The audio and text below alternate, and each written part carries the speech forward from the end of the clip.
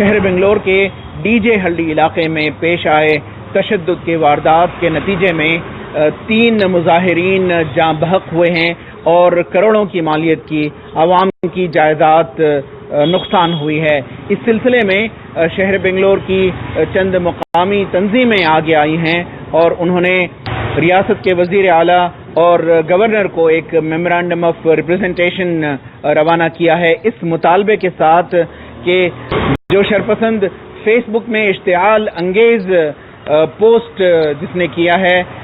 اس کو اس معاملے میں اہم ملزم بنایا جائے اور اسی اہم ملزم سے تمام نقصانات کی بھرپائی کی جائے۔ یہ میمورنڈم ہم چیف منسٹر آف کرناٹکا کو پہنچا رہے ہیں اور گورنر صاحب کو بھی دے رہے ہیں۔ یہ میمورنڈم اس وجہ سے پہنچا رہے ہیں کہ جو یہ پورے جو بھی فسادات ہوئے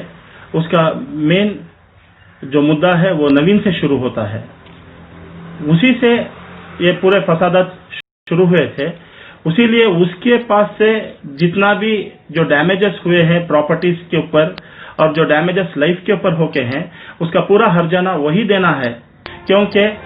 اتر پردیش میں سیم آرڈیننس پاس ہوا تھا، اسی آرڈیننس کو ہم کرناٹکا سے بھی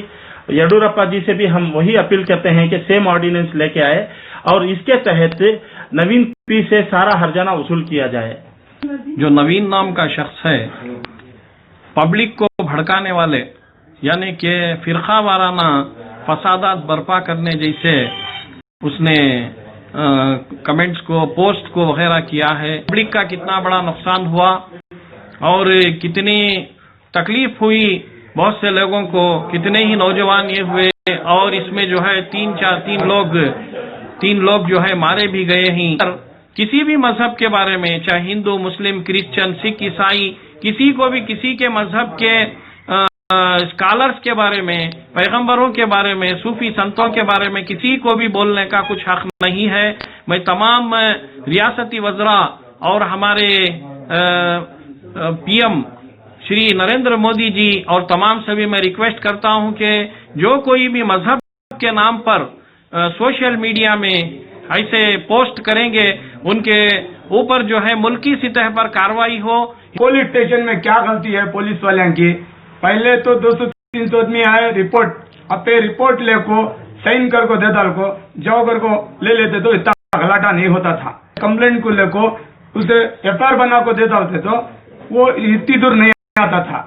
2 آور 3 آور 4 آور جو انتظام تھا وہاں وہ 4 آور لیٹ ہونے سے ایسا گھلاٹا ہوا۔